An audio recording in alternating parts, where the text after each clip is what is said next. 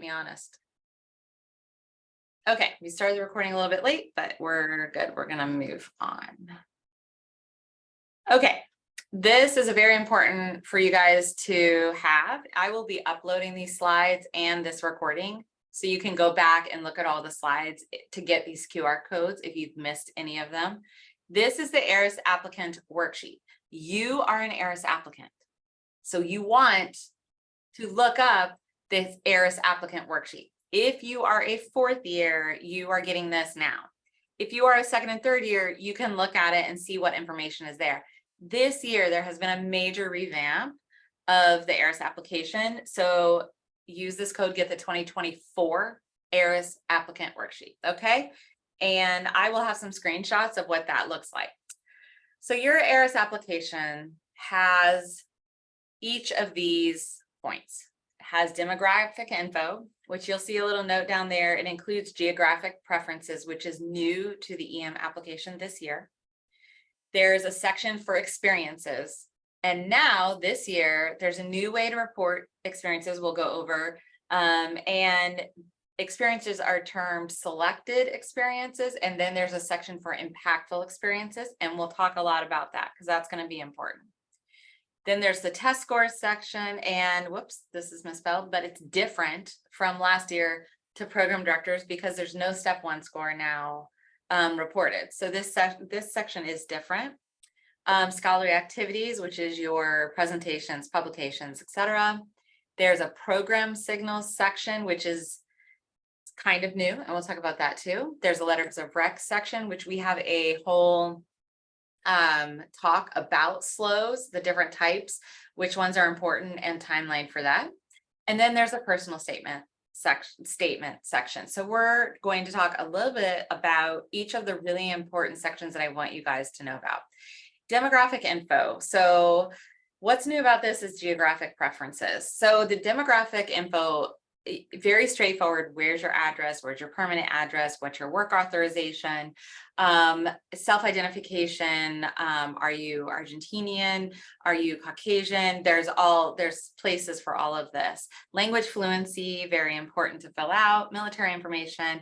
Hometowns has changed. In the past, hometowns has been a way that you could list free text in a bunch of different hometowns or places that were meaningful where you lived, and that could capture interest of, if you've lived in New York City, people in New York City are going to be like, oh, she lived here, she's interested maybe in coming back, just statistically speaking.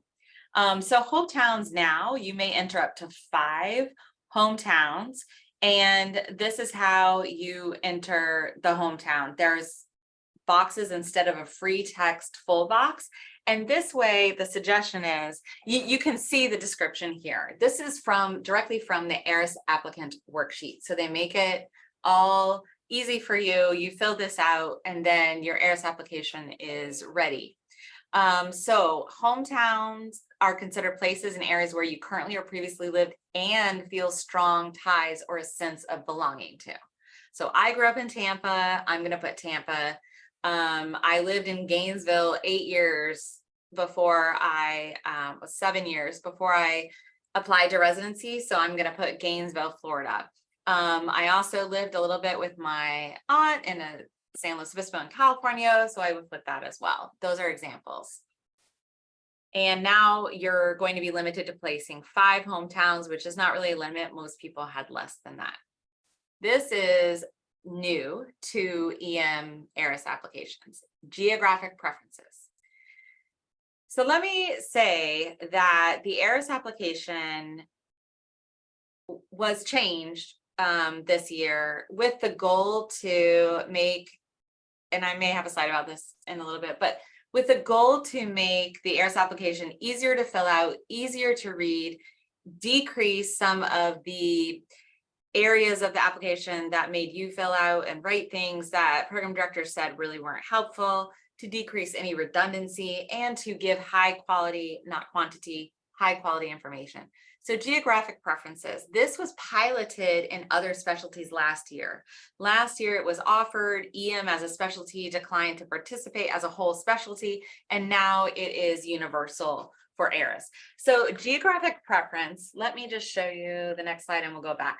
Sorry, it's a little blurry actually. This is the US Census region map. So it's pre-existing divisions or regions, they call them regions, pre-existing regions. Not everybody's in love with that, but this is a kind of a clean pre-existing way to define the regions of the United States. So this, you can see that Florida is part of the South Atlantic region, for example. And you can choose 3 geographic preferences. So this is what the worksheet sheet looks like. That's what the ERAS entry is going to look like. You are going to name, it's going to be a drop down. You're going to name the US Census Division. So what did I call it? South Atlantic. So we're in the South Atlantic. So you may decide that you want to list that as a preference.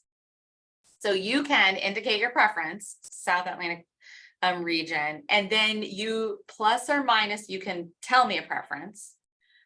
And then if you say South Atlantic region, you can, or you can skip it, explain why you have that preference. If you don't have a preference, you are also given the opportunity to explain why you don't have a preference. So you have lots of options and you are not required or mandated to fill any of this out. So you can skip the thing entirely, which last year in the other specialties, 10% of the students skipped. Or you can indicate that you have no preference. 24% of the students in other specialties answered that. And between 86 or 90% who did choose a region chose a region that was near their permanent address. So that's statistics from last year in other specialties, but let's look at what, this is also second part of geographic preferences. You also can or cannot indicate your setting preference. So setting preferences I'll show you a list in a hot minute, but urban, rural, suburban, and suburban rural are all choices. So you can decide not to indicate any one of those, and then you can choose whether or not to describe why you did not indicate, or you can choose one of those, and then you can state why you chose it as well, giving the option. So this is what the program sees on my side. So if you choose a division and you choose up to 3 divisions, so you can choose, South Atlantic, Western, Northeastern, whatever you want. And if the applicant chooses the division where I am located, then I will see that. And I will see if you decided to write a 300-word, which is not really an essay, which is like a few sentences. And I'll get that information. If you chose a division where I'm not located, so you chose 3 divisions or regions, I should say, but none of them were the South Atlantic, then no information is displayed. So as a program director, I will not see anything at all. If you choose, I do not have a preference, then I will see that you chose that there was no preference, that you have no preference. And if you write an essay, I will see that. If you entirely skip the question, I will see no information. So you can see from this slide that as a program director, I will either see information that you chose my geographic area, or I will see that you chose no preference, or I will see nothing. Notice that I do not see which geographical areas you chose. That's not given to me. I don't see that Delaney chose the Northeast, the South Atlantic, and Western. I don't see that. I just see whether she chose South Atlantic or not. So that's in your favor. That's so they don't want to bias the program director. They just want this information to be available to them to help them understand who may want to interview in their area. So this is beneficial to you guys. Okay. Next section of the ERAS application that I want you guys to know about that's really different from last year. So when you're talking to your colleagues who've already applied, this is a lot different. And I personally think it's better for program directors and better for students. So bear with me. The purpose of this specific revamp of the experiences section is to assist with the holistic review, give you mission-based filters, which I'll show you what they mean by that, and to give quality over quantity in the experiences. So in the past, there was no limit to experiences, and students, the general consensus was students felt very pressured to put every single thing they've been involved in and to have as many as possible experiences. Program directors had a hard time reading past the first two experiences, as you have already probably figured out, being in the ED, that we all have attention issues, and it's very hard, the way the experiences are listed, to really determine which ones were super impactful, meaningful experiences for the student. So I could potentially read that as a medical student, you went to the homeless clinic twice, and you were a scribe, and you worked at building Habitat for Humanity, you know, then also that you were a babysitter and that you were a care professional. And I'll have a hard time determining which ones of those were really the shining stars or the impactful experiences. This way, you have no pressure to put more than 10 experiences. The average amount of experiences entered by students in the past was 15. So they actually limited that to less than 15, but wanted to allow you to demonstrate the different types of experiences you had. So these are now the types of experiences. You can put any 10 experiences you want in the, and I'll show you, I think the next slide. Yeah. So this is the entry that you'll be able to enter your experiences, so you know what it looks like if you haven't looked at the application yet. And if you're an MS 1, 2, or 3, this may actually help you to understand what people are valuing when you enter this information about experiences. So you write the organization and then experience type, and these are experience types. So the bold ones are the experiences that were chosen the most often last year when this was beta tested with some other specialties. So the choices are research, volunteer service advocacy, work, education training, military service, professional organization, extracurricular activity, club, hobby, teaching, and mentoring. So when you see research here, this is a place where you don't list papers you've published, but research, a significant experience in research. And then there is the scholarly activity section where you actually can list published papers.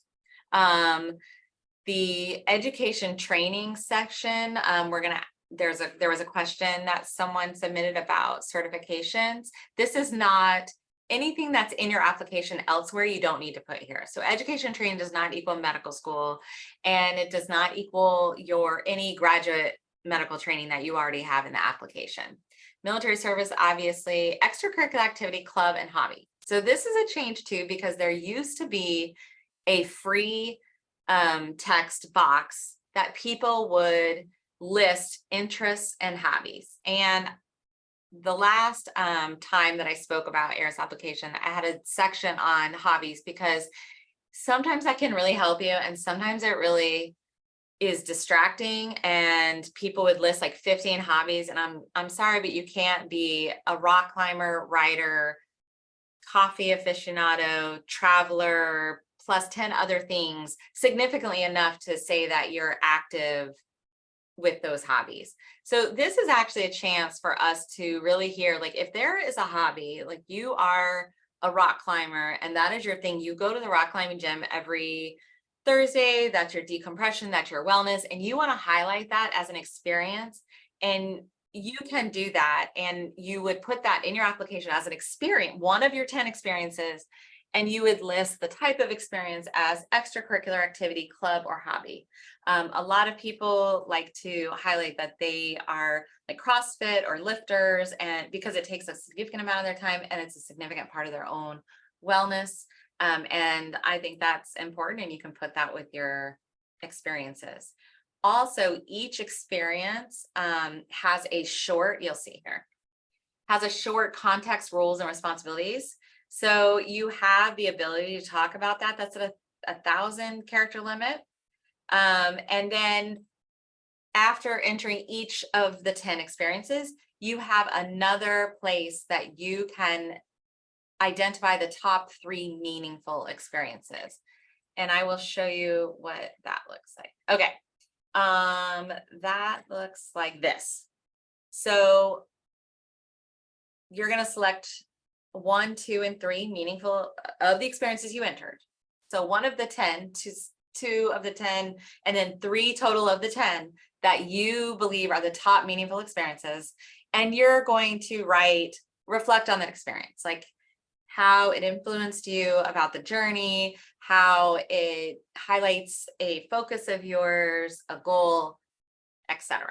Now, so what we have is 10 experiences. Each of those experiences have new information that you can list about them. And then you're also highlighting 3 of the 10 as very meaningful experiences. So when we look at how you enter the experiences into ERAS, you'll see that you have the organization experience type that we just talked about. If you had a position title, everything with a red outline is mandatory, by the way, when you're looking at these screenshots of the ERAS applicant worksheet. And where that experience was. The duration, you'll see, I put this little statistic up last year of the experiences that were evaluated. So the average experience of a medical student entered in the ERAS application, the average was greater to or equal to 1 year of the duration. So that's pretty significant. That's not going and volunteering at Habitat Humanity for 5 hours once. That's something that you were engaged in for over a year. The participation frequency is also now available, and the average frequency was daily or weekly. So again, compare going to Habitat for Humanity for 5 hours once to being involved with a tutoring program, medical arts, etc., that you go once a week or twice a month, etc. Okay. So also new to this are mission-based focuses. So we're going to talk about this. The primary focus area is setting and a key characteristic. So the primary focus area of that specific experience. So each of the 10 experiences that you enter, you will be able to choose a primary focus area, a setting that that experience occurred in, and a key characteristic that that experience affected you or that you exhibited when participating in that experience. So they are not mandatory, but they are available. The bolded words are the choices that were chosen most often in the pilot of this experience section. So of the primary focus areas, you can see that, you know, basic science, I don't know why basic science was one of the ones most chosen. Just seems like that would not be an EM average there. Clinical, translational science, community involvement, customer service, which I personally love that that's on there, healthcare administration, improving access to healthcare, medical education, music, aesthetics, arts, promoting wellness, public health, quality improvement, social justice, advocacy, technology. So this is a very, very nice list that helps me understand what you thought about and what your reflection on that experience really highlighted. So this can help you highlight your own experiences in a very much more meaningful way. Now, looking at the primary focus area, I have to tell you that everything in ERAS that you click on is searchable and able to be filtered by me in the PDWS. So I can go onto my workshop interface and I can say, okay, show me all of the students who promoting wellness was a primary focus of one of their experiences. Now, I haven't tried to do this yet, but that is what ERAS is telling us. And that's not a bad thing for you guys. That's not a bad thing at all. So I would encourage you, when you have experiences and you put them in, to pick a primary area, a focus area. Currently, it is a single click. They don't call it that, a single choice. You can only choose one. So you can only choose one of those. You cannot choose multiple. You can also choose a setting: rural, rural, urban, urban, urban, suburban, suburban, and virtual. You can also choose a key characteristic. And these are fascinating, and I'm looking forward to seeing what students choose. Communication, critical thinking and problem solving, cultural humility and awareness, empathy and compassion, ethical responsibility, ingenuity and innovation, reliability and dependability, resilience and adaptability, self-reflection and improvement, teamwork and leadership. So for example, I had several applicants last year, quite a few, who CrossFit, they were CrossFit competitors, and CrossFit was on their hobbies. We ended up talking about their fitness routine and how important it was to wellness. And I could honestly, depending on what they really wanted to highlight about their CrossFit experience, that could be under teamwork and leadership. That could be under resilience and adaptability. That could be under empathy and compassion, and completely depending on what their main experience was. Were they a team leader? Did they help someone who couldn't do it? So this is going to be an interesting twist on listing experiences and requiring you to reflect on them and be ready to talk about what you put on your application. And if anybody has a question, happy to answer it. Okay. Of these experiences, is there one that PDs are most often impressed by, look forward to reading?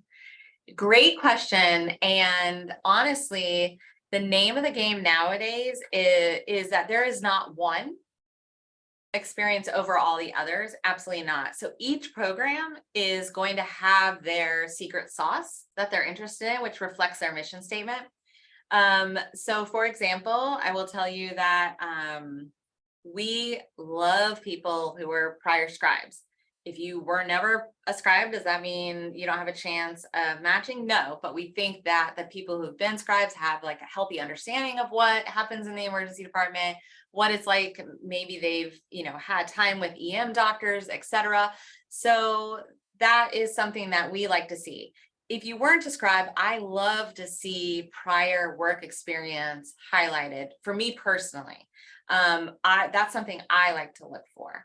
I know of some programs who are research heavy, and they like to see applicants who have had experience in research. So that's one thing that's another program might look for.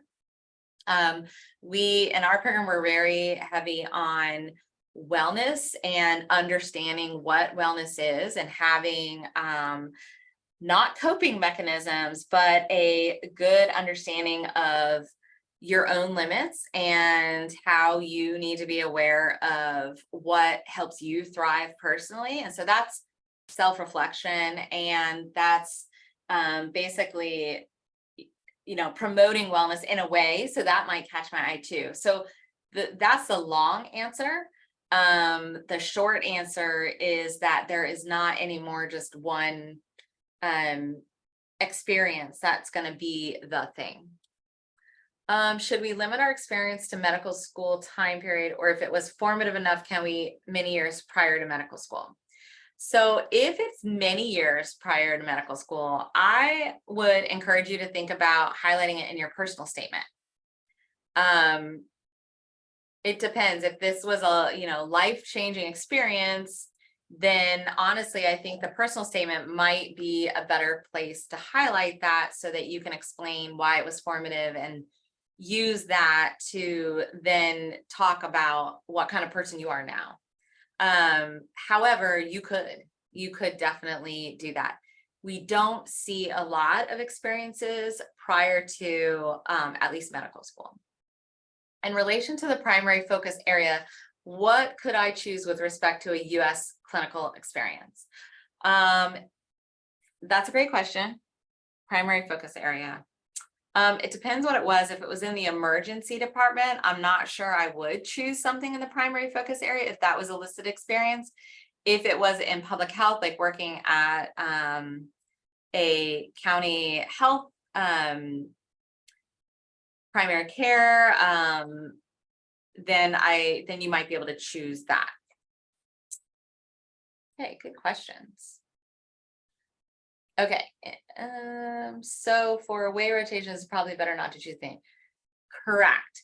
So away rotations are not really experiences. Experiences really, and type of experience, let me get back on here.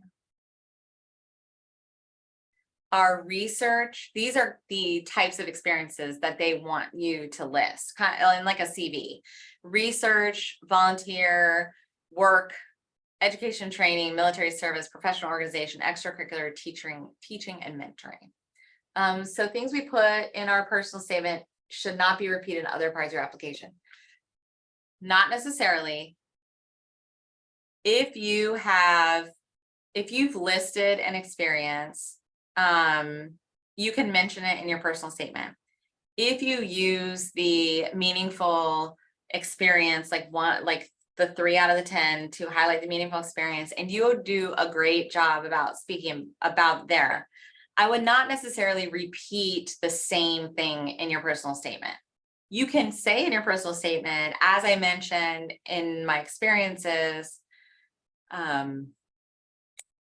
my mother's fight with breast cancer was meaningful to me, and I was her caregiver for a year.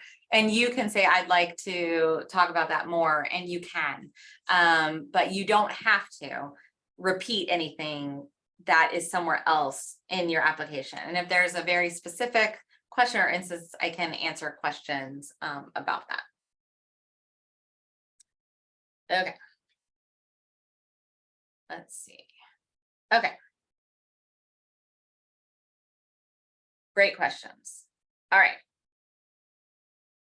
So what will programs see on our end? We will see a collated only 10 experiences, which I really like. We'll see a few sentences explaining each of those experiences. We'll see the mission-based filters and be able to filter those. And we will see which experiences you felt you wanted to highlight with your insights on how those experiences affected you. All right, other impactful experiences. This is a totally new section, and it is not a section that everyone is going to fill out. So other impactful experiences. This is a screenshot of the ERAS applicant worksheet. So all of this information, explanation of what this section is going to be right there on the worksheet. So I want you to be rest assured that you can read this, because I think this area is a little bit hard to understand, but it's bold, and I like how they put this section in. It's going to give some people really an important opportunity. This section is optional. It's not for all applicants.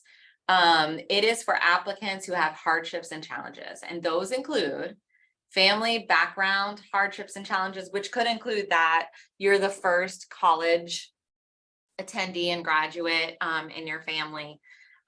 Maybe you're the first person born in the United States and first English speaker in your family. Some of the family background, really you overcame some hardships to be able to get to the point of interviewing for residency. Financial hardships, and this is not none of us had money to pay for medical school, okay? None of us do. That's crazy. But something like you come from a low-income family and you had to work to support your family, or even work during medical school, and perhaps homelessness, etc. Though that is what they're talking about there. Community setting is a situation where you come from a community that is very resource challenged, food challenged, medical care challenged, and you overcame that to be able to navigate higher education, which is definitely an accomplishment. Education. Now, educational experiences do not mean you had academic difficulties, such as you didn't do well in chemistry. That is not what educational challenges mean. This would be a section if you grew up again in a household that maybe your parents never graduated high school, you'd never had a mentor, you never had thought that it was possible to go to college, you overcame educational hardships to be able to get to the point of applying to residency. And then general life circumstances, the death of a loved one, something like you had to be the example of an applicant whose mother had breast cancer and she was actually her mother's caregiver through her second year of medical school. General life circumstances that may have affected you in your journey to be able to apply to residency. So this part is pretty confusing. I think it's going to be ironed out over the next few years, but not everybody will have this essay. And if you have any questions, please ask your mentor about it. Okay, Danny wrote a question back on the impactful experiences. Should we limit how many impactful experiences if there are a lot of valid ones, but you showed perseverance? Not sure I understand the question exactly. If you have 10 experiences, I would list 10 experiences. If you have really one really impactful experience, you can choose like meaningful experience, or do you mean this section, this impactful section? I'm thinking now that you asked this. I would list them all if you had several, and I would be very cognizant and introspective, like reveal that you've been very reflective about the one, if there is one that was extremely impactful, more impactful than the other ones. Okay, I got you this section. So if there's a hugely impactful, you can absolutely introduce with a sentence saying, I come from this situation that was very difficult and impactful and challenging, but when my mother on top of that had breast cancer, I keep using that example, but you can mention the other ones and then really highlight what was really impactful about that one experience would be my advice, just knowing the bare basics. Okay. So we've talked about demographic info, we've talked about impactful and selected experiences. Test scores we've mentioned, scholarly activities is basically filling in the blanks. Program signals is next. So I don't know how much you guys know about this. Last year was the first year an EM as a specialty opted into program signaling. And then, so EM as a specialty made program signaling available to all of its applicants and all of its programs. Each program had to opt in if they wanted to use it. And each applicant had to opt in if they wanted to use the program. So almost 90% of the programs opted in, and I can't remember the percentage of students, but a lot of them. The success of last year, not just in EM, but all the programs who use signaling, and sometimes you'll hear it referred to as tokens, but now the wording has been changed, like everybody's over to signaling, was very successful. And the reason why signaling was started, one of my faculty actually said, oh, so it's like when you like something on Facebook, that's what this is. You're letting a program know that you're liking them. I was like, yeah, that's what it is. So program signaling is when you, as the applicant, have a certain amount of signals, and there's all the programs that you can signal, and you send signals to 5 of them to let them know that you are interested in their program. And this happens before the application drop.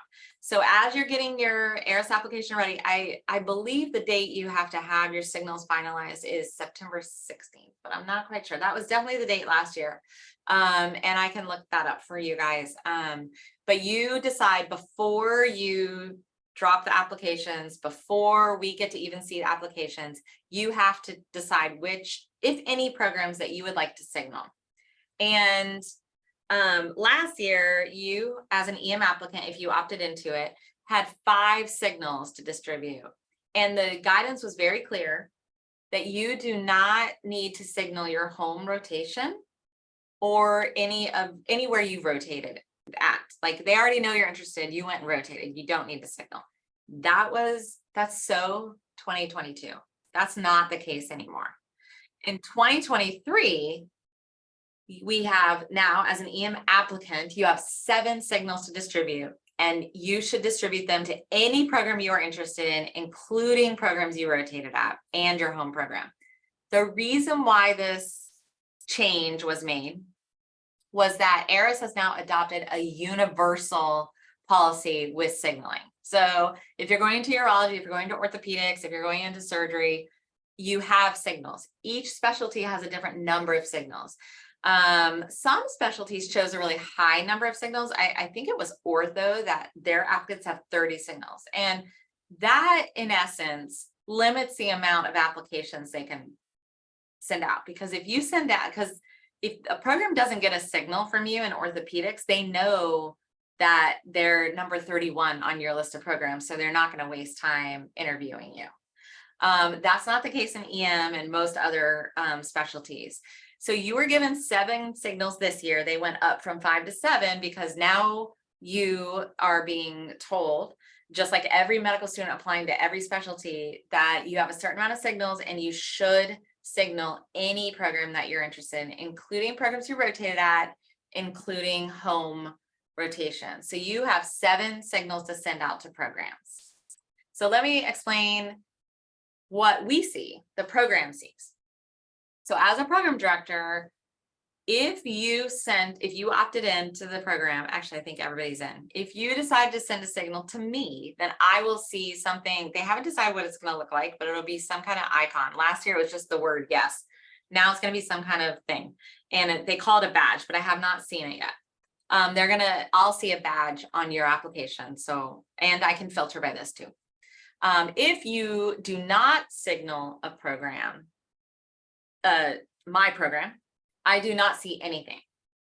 If you skip the question and don't signal anyone, I don't see anything either. And it is not okay for me to ask you if you chose to signal anyone and you didn't signal me, or who you guys signal. That is not an okay question on the interview trail. It is absolutely a violation. And no faculty member or interviewer should be asking you who you signaled. Okay, I just want to make that clear. Okay, any questions about signaling? Now that program signaling is in play, should we reconsider sending letters of interest? So here's the deal about signaling. Let me go back to my cool little infographic. So signaling happens before the application, before I see the application. So on whatever day that was, September 26th or 7th, whatever that was, when all the applications drop, I will look and see how many I can search, and I'll say, oh, 8 students signaled me. 12 students signaled me. That information, I'm only supposed to be using that information to decide to whom to send an invite to. I am not supposed to be using that to rank. So the signaling is before you get that invitation. So you're supposed to be using it to tell programs that you've seen stuff about them, you've heard about them, you're very interested in interviewing with them. That's completely different than a letter of interest later on after you've interviewed to say, I'm interested in you. It also does not, like, let's say you signal someone and they don't offer you an interview, or you don't signal them and they don't offer you an interview. Writing a letter of interest later in the interview season when you didn't get an interview to a program you're very interested in is totally fine. So they're not really at the same time or for the same reason. I hope that answered the question. Okay, good. All right. Now we get to letters of recommendation. I don't have anything here about letters of rec because we have a whole talk about that, and it's pretty long and it goes over all the iterations. So I'm hoping that you guys will refer to that, and there's a lot of good information on the CORD website as well. Personal statement. Everybody needs a personal statement. And personal statements are traditionally very low impact. And what I mean by that is if you take 100 program directors in the room, they will not list personal statement as like the first thing they look at in an application. And I will have to be honest with you, I've heard program directors say that they don't really even read them. I read every single person's personal statement because I think it's a window to your soul. No, I'm just kidding. I think it does give good information. It allows people to address some red flags, which is one of the do's. And it allows me to see if somebody put effort into the personal statement. It allows me to understand what they're trying to tell me through their ERAS application. And maybe with these new changes to the experience sections, specifically allowing you to prioritize experiences and gives you a little bit of space to understand that and communicate to me your thoughts about those experiences, may make the personal statement not as not like the only source of information like that, but in the past it has. So I definitely read every personal statement. The do's on personal statements is to keep it to 1 page. Do not go over 1 page. That is definitely important for EM. I don't know about the other specialties, but I'm telling you for EM, do not go more than 1 page. In your personal statement, you should be addressing red flags. There are some red flags, like if you went out on medical leave, no one is allowed to ask you or has the right to know why you went on medical leave. That's not okay to ask, and you don't have to explain it. If you can explain that you went out on medical leave, but then returned with renewed vigor to your medical education in good health and ready to learn, meet the challenges and address the fact that you came back and you're ready to go now, I would suggest doing it that way. Definitely have someone proofread it. Definitely. Don'ts. Don't have syntax errors in your statement. Have someone proofread it. Someone who is good at proofreading too. Do not use AI. It is very obvious when people do, or maybe just the really obvious ones I catch. Maybe that's it. But don't use AI. It's a great AI, using like Chat GPT is a great place to get ideas, honestly. And it's a great proofreader, but do not use it to write your personal statement. And I wrote indulge in the bizarre. So I'll give you an example. If you are a writer and you are an excellent poet, and you're amazingly recognized in this lyric poem space in the world, that is awesome. And I think that there is a lot of value to that. I think there is. Converting your whole personal statement into, did I say lyric? I meant limerick. Into a limerick is super artsy fartsy, and I probably would find that amazing, but it may turn a lot of people off, especially if someone is a complete math head and does not get poetry at all. Like, this is not the place to convert people to love poetry, right? Don't let your personal statement hurt you. You're communicating through your personal statement. Now, that does not mean that you cannot be creative or use creative writing. If you decide to do that, then please have someone who is not super close to you, more like a third-party mentor, etc., that to review your personal statement and give you honest feedback. Because the personal statement, when I say it's low impact, what that means is like 9 times out of 10, a program director will tell you 9 times out of 10, the personal statement does not add much. But that 1 times out of 10, it can add something. And not very often is it good. It's usually wait a minute, that was super egocentric. Did not show empathy at all. They used AI and obviously did not care enough to self-reflect, or are incapable of self-reflecting, so didn't write a personal statement. Those are the thoughts that would go through someone's head. Now, if you indulge in creativity, which we have some very creative people even on this call right now, then I would tell you to just have someone read it over to make sure that this is translatable to normal Joe Schmo and it will be received well. Okay, any questions on that? Okay, so the red flag approach I wanted to write, this is one of the questions written by a medical student, also how to approach red flags. So red flags can include time off from school, any academic troubles during school, failing a board, low board score, all of those are considered red flags. Any type of professional or ethical question on your dean's letter, for example, if you've had any type of, I have seen applicants who had DUIs in college, they need to address that on their personal statement.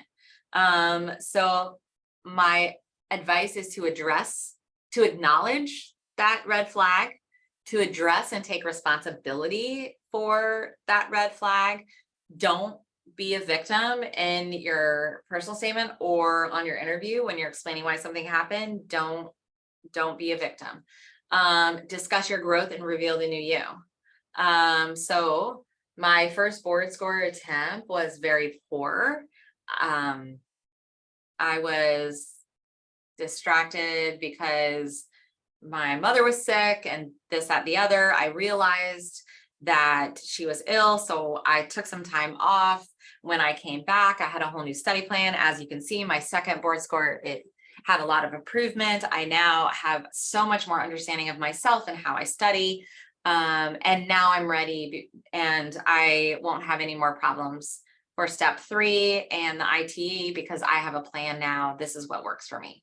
That would be one way to talk about maybe a low board score. So if anybody has any questions, let me know. This is a FAQ section.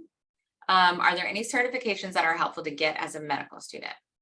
So yes, I would tell you that if you have a theme of interests, if you are interested in mental health and becoming certified to be a crisis operator, that would be an example. If you are interested in EMT and getting your EMS certification, if you are able to get your ATLS or ACLS, yes, but just getting a one-off certification randomly is not necessarily going to help your application very much. If it's part of an interest that you've developed and you show other experiences and activities leading towards those interests, then I would say that it would be helpful.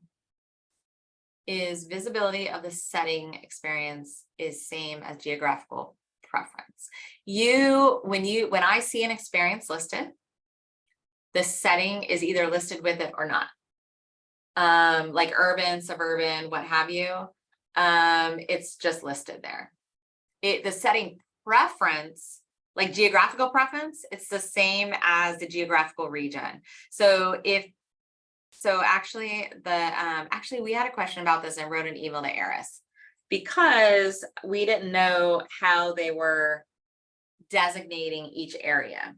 To be honest with you, I didn't really know exactly which of those areas my town, like where I live, my city qualifies, but there's US Census definition. So my answer to you is what I think, and ERAS has not written me back to confirm, but what I think it is the same as the geographical preferences. And I could probably Google and find out what, for example, Gainesville is listed under suburban, urban/suburban, because it's defined very clearly about population density. But I have not done that. So I do not think I would see if in the preferences, not the experiences, but the preferences, I would not see if you listed a preference other than my designation. It'd be the same as a geographical preference. How to address adding a hobby. The hobbies are now in your experience section rather than free typed in. Advice on research and mountain type. Advice on research and mountain type. That's a great question. Really in EM, there has not been a lot, like we've definitely drifted away as a whole from really requiring research in applications. However, there are some very academic programs that is very, it would be very helpful to have research on your application.